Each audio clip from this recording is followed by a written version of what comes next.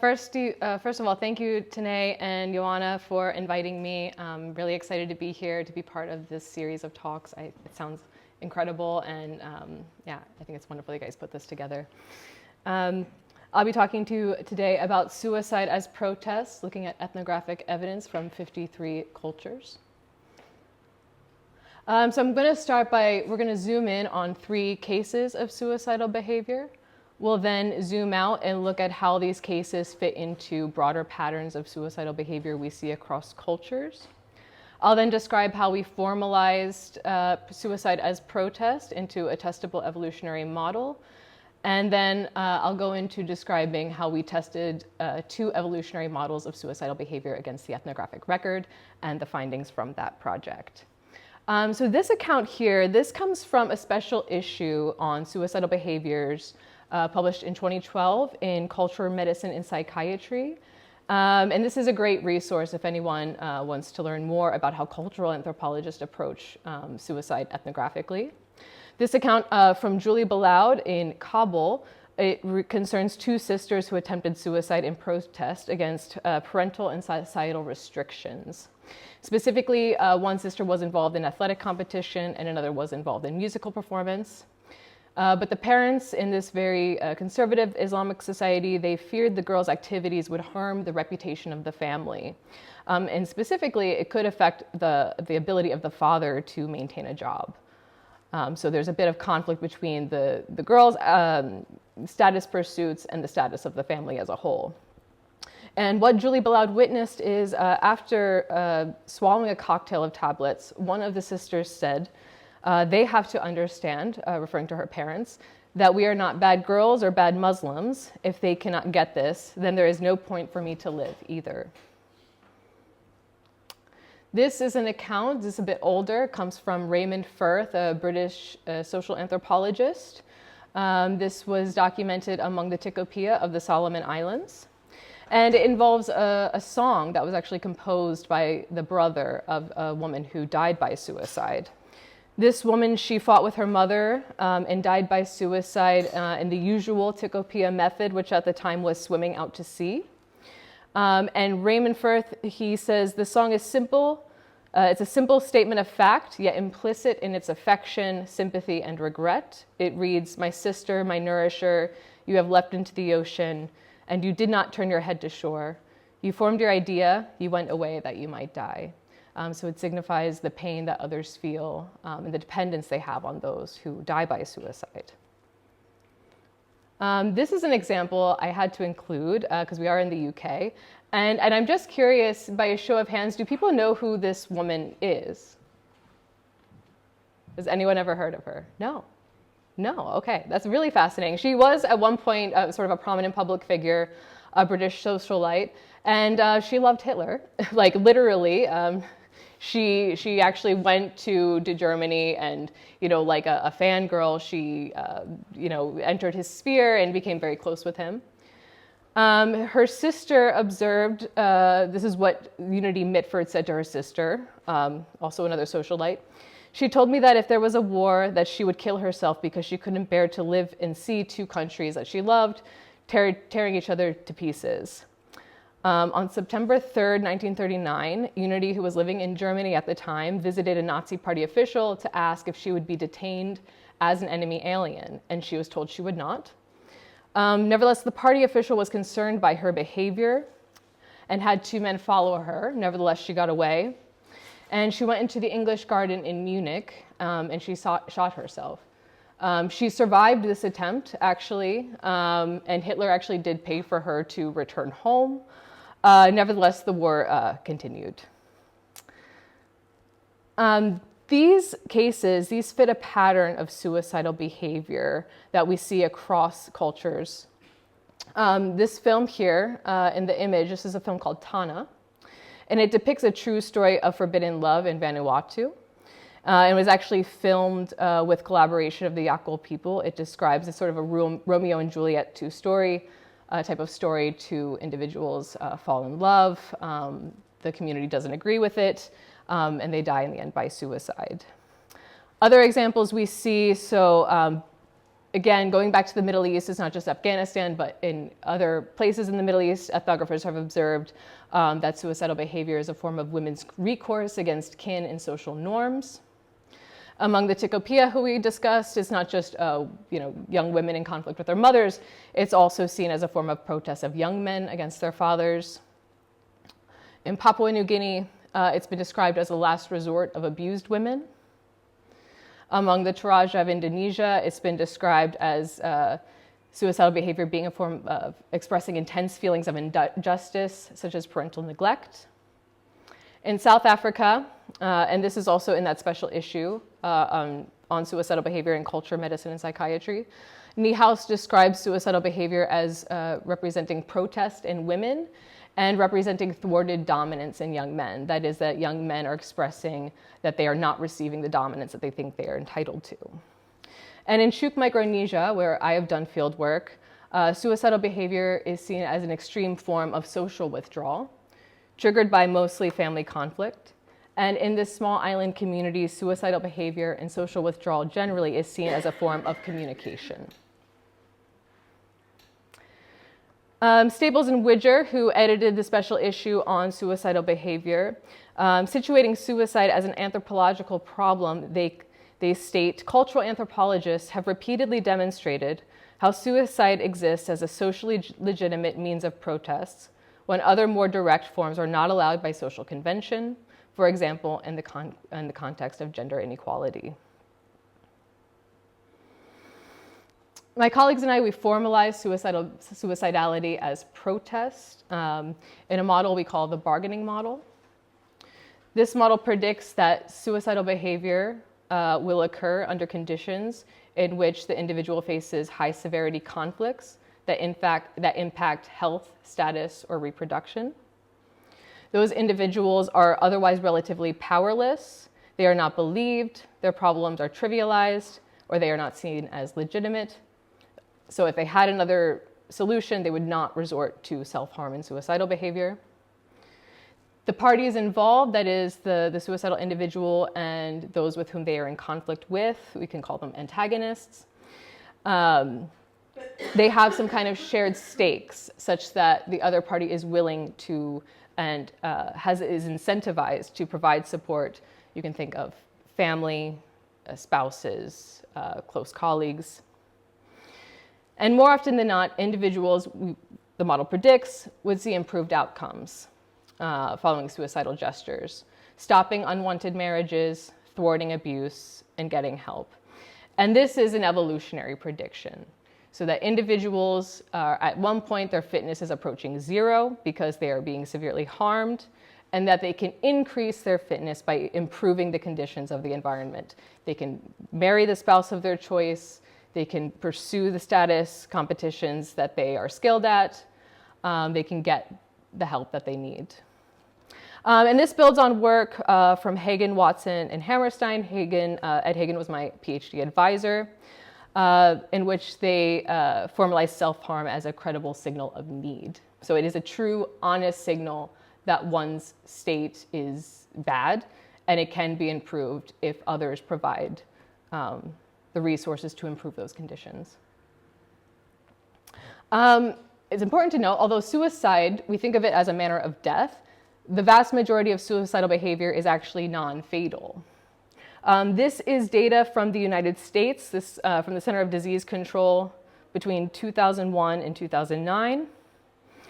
On the y-axis, these are rates per 100,000, and down here on the x-axis, this is age. These dashed lines are suicide deaths by males here in orange and females in purple. And then the straight lines are hospitalizations, specifically hospitalizations for self-harm. And what we can see here is that suicides don't surpass suicide attempts until much older ages. So in fact, older age is associated with suicide death, but actually suicidal behavior, non-fatal suicidal behavior, is associated with young people. Among women aged 20, this peak here, there are 500 deaths for every one attempt. For men at age 25, which is the peak for males, it's 250 to 1. And I present this, it's not in any way to trivialize non-fatal suicidal behavior. In fact, we know that predictors of suicidal behavior include exposure to violence, sexual abuse, and bullying. So there's a lot of trauma behind these numbers. Okay, so to come to the empirical part of the talk, we tested two opposing or two somewhat contradictory models of evolutionary models of suicidal behavior against the ethnographic record, drawing paragraphs on suicidal behavior from the Human Relations Area Files, a database of world cultures. Now, I say these models are opposite because they basically make opposite predictions about what suicidal behavior is and what the evolutionary goal is. So the first one is the inclusive fitness model. This was developed by Dennis de Catanzaro, a clinical psychologist. An inclusive fitness model, it's basically the idea that suicidal individuals are trying to make others better off. In fact, in some Western contexts, people say that is their goal, that they want to make others better off. We have seen that suicide death is associated with older age. And actually in non-human animals, for instance, insects, we do see individual organisms self-sacrificing for the benefit of those who are genetically related to them. So it's essentially a form of self-sacrifice for genetic kin. Now, in order for this to work, the individual would have to have very low like zero reproductive potential, and they would have to be a burden on kin. They would actually have to be causing a net harm to kin. Now, the bargaining model, in fact, so suicide death is sort of the focus of the inclusive fitness model. In fact, the bargaining model, as I've noted, is more focused on non-lethal suicide attempts, which is the more common behavior. And death in this model is more a byproduct of the risk and the cost inherent in the act. And it's framed not as a way of benefiting others, but as a credible signal of need to communicate to others who are invested in that person's fitness that if you help me, that can improve all of our fitness. If you think of, say, parents, close kin, spouses who care about the fitness of the victim. So the Human Relations Area Files, for those who are not familiar with this, it's a database of world cultures. It includes 400 cultures and over 1 million pages of ethnographic texts. These texts are coded for topics at the paragraph level. They're hand-coded. For things like subsistence, religious beliefs, political organization, and there's also a code for suicide. So we searched the database for all paragraphs on suicide and gathered those and put them in a database. For the purposes of this study, we limited coding and analysis to 476 text records on suicidal behavior, which came from across 219 documents, from 53 unique cultures. And the time range of these ethnographic texts, the publications, range from 1704 to the year 2000.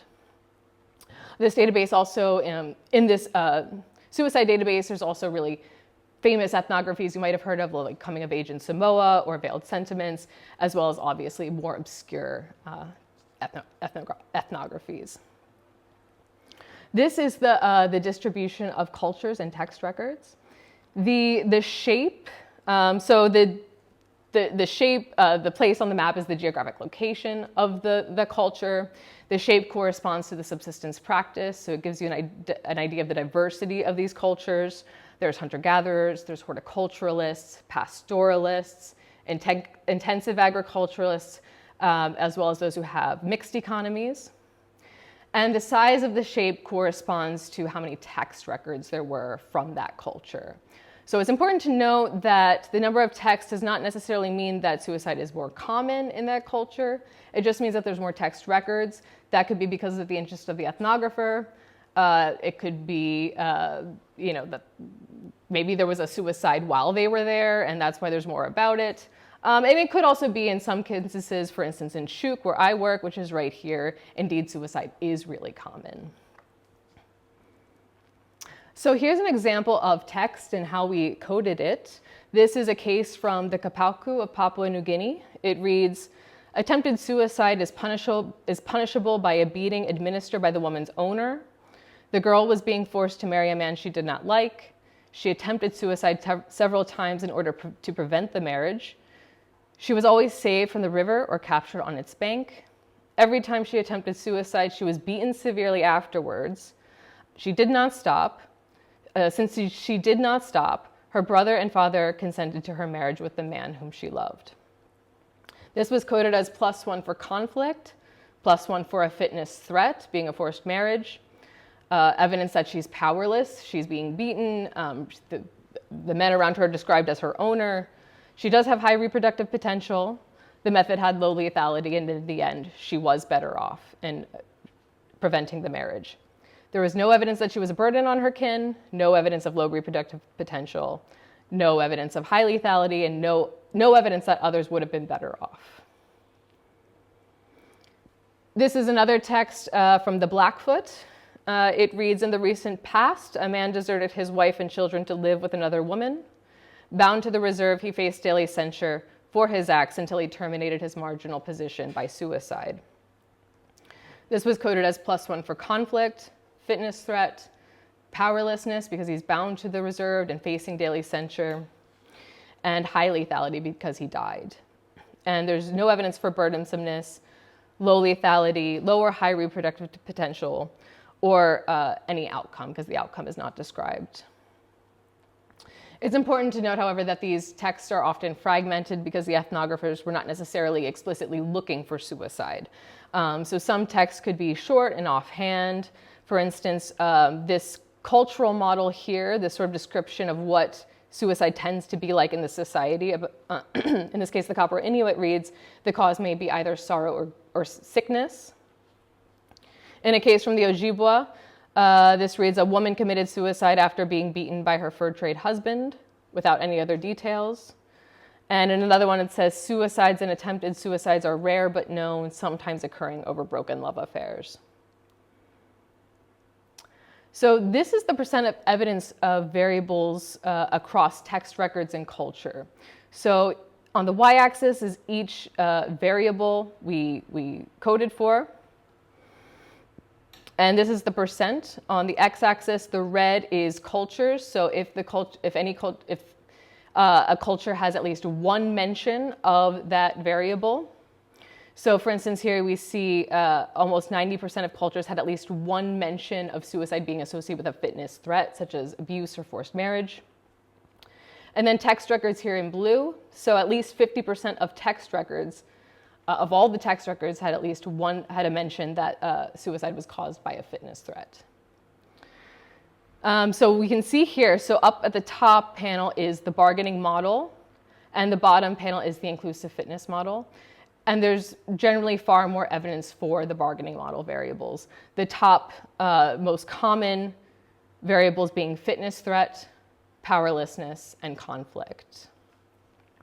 And down here, the most common variable for the inclusive fitness model, which is high lethality of attempt. So that just means that likely it could have been a gun. We coded that as high lethality. It could also just mean they died, which is evidence that it was highly lethal. But it's also important to note that these text records do lean more towards suicide death than suicide attempt. So it's not necessarily, it's not reflective of suicidal behavior broadly. So it's important to note that. There is less evidence for low reproductive potential, evidence of burdensomeness. These are not widespread across cultures and text records. So another important question is not only how common they are, but when these variables occur, do they tend to co-occur with the other variables of that model? So this is a non-negative matrix factorization. You can think of it as sort of being a principal component analysis for topic modeling. And this figure here with the 4 base components, what the dendrogram shows here is that there's 2 main clusters. And these main clusters correspond to the inclusive fitness model down here and the bargaining model up here. So when these variables are occurring, they tend to occur with the other variables associated with that model. Down here in this bottom figure, now this is at the text level. So, so here, for instance, actually we can just look right here at 3. So these are, so brown here, this is a cluster of text records in which those texts purely contain variables associated with inclusive fitness. And we can see that's sort of a substantial but smaller number of texts. These texts here that are other colors mean that those texts have a mix of variables from different models. But overwhelmingly, what we see here is that texts are corresponding to the bargaining model variables, and to a lesser extent to the inclusive fitness model. This is actually unpublished data that I'm going to pick up again soon. These are the cause of suicidal behavior by sex, and now these are inductive codes. So the other variables I talked about were deductive, they came from the theory. This was inductive, it came out of the text itself. And so in this figure here, this is a biplot. So the y-axis is males, and so up here, these in the far upper corner, these are causes of suicide that are exclusively associated with males. Fail others, drunkenness, hitting your parents. Down here is murder, imprisonment, failure, sense of failure, loss of position. These tend to be associated with males in the ethnographic record. Down here, and in the lower right corner, these are causes that were exclusively associated with females in the ethnographic record. Rape, forced marriage. These up here tending to be more associated with females, thwarted marriage, witchcraft, sexual taboo, disappointment in marriage. And what's interesting here is conflict is associated evenly with males and females. What's really interesting about this figure is that essentially status, loss of status, is predictive of male, is associated with male suicide. Status is also more associated with male reproductive success across societies, particularly in small-scale societies. And females who pay the costs of reproduction, they are more harmed by forced mating and not having a mate choice. And notably, these are associated with women more. So this isn't published yet. I'm hoping to replicate this. Actually, I am set to replicate this with large language models in the coming years. So hopefully this will be published soon. So to summarize, so for the inclusive fitness model, there was very little evidence across cultures. There was, however, some evidence for it among older and infirm individuals in higher latitudes, such as the Arctic. But what's important to note here is that in these contexts, these are associated with cultural institutions that actually involve homicide suicide. So a person will say, you know, I feel like I'm at the end of my life, or I'm really sick, and I'd like to die. And in a lot of these contexts, you can't just say that. Once you say that, you have to go through with it. And in fact, in one case, a man who did not go through with it was actually ostracized from the community. So these are part of cultural institutions. These are parts of really strict cultural norms. It doesn't look like a psychological adaptation to kill yourself. So we really don't see strong evidence of that from the ethnographic record. The bargaining model, on the other hand, we do see considerable evidence for it across cultures. It's a ubiquitous cluster of variables. It tended to be associated with younger, healthy individuals facing fitness threats, social conflict, and who are relatively powerless compared to those around them. And we also found that, indeed, non-lethal attempts in this data, when the outcome was described, that it can improve social outcomes. It can stop abuse. It can stop a thwarted marriage, or prevent an unwanted marriage. So people signal their need, and others do respond. This fits a broader pattern that anthropologists have noted, which Roger Gomes has referred to, bargaining from weakness. And what actually anthropologist Roger Gomes, also I.M. Lewis, both British anthropologists, were referring to spirit possession.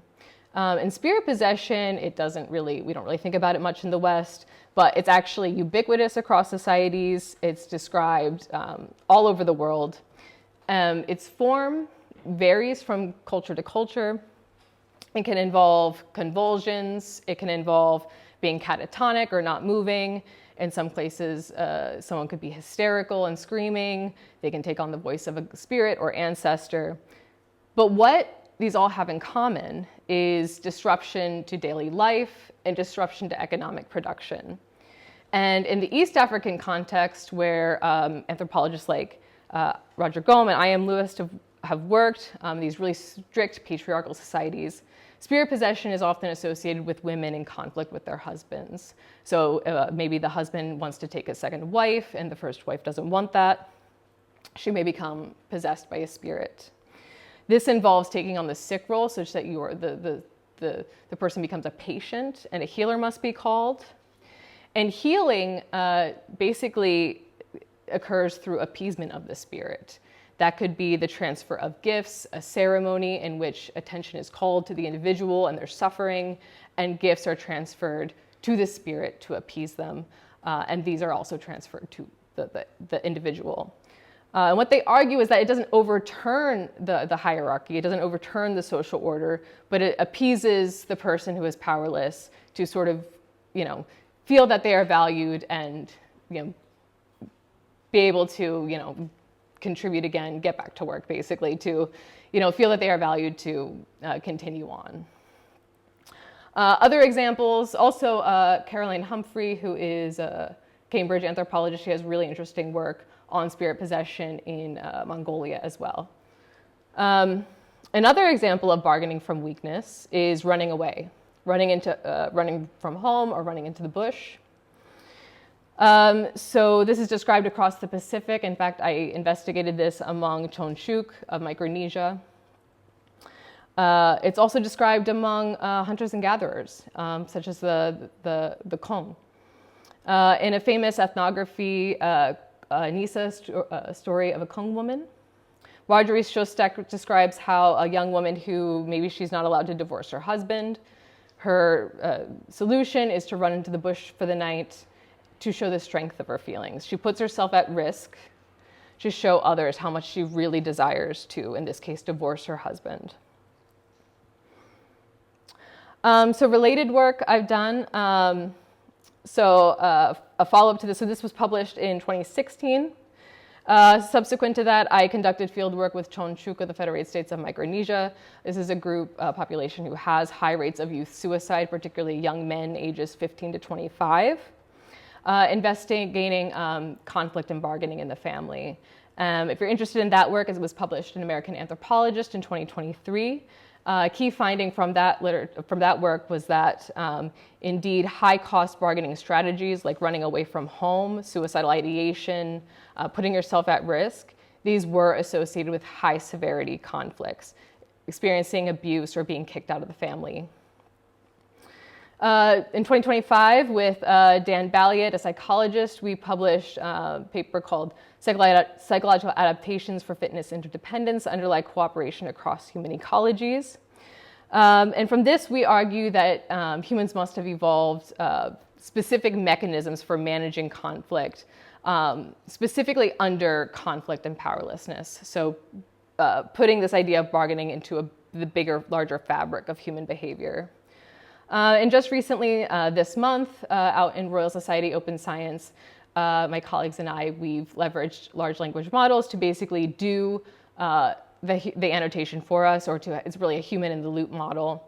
And we have an example case study here with ritual fasting. And this is the method I'll be using for looking at the causes of suicidal behavior, is these human in the loop AI models. If you're interested in my work, you can follow me on Twitter or on Blue Sky. I would be interested in connecting with you too and learning about what you are all doing. And I look forward to your questions, and thank you for having me today.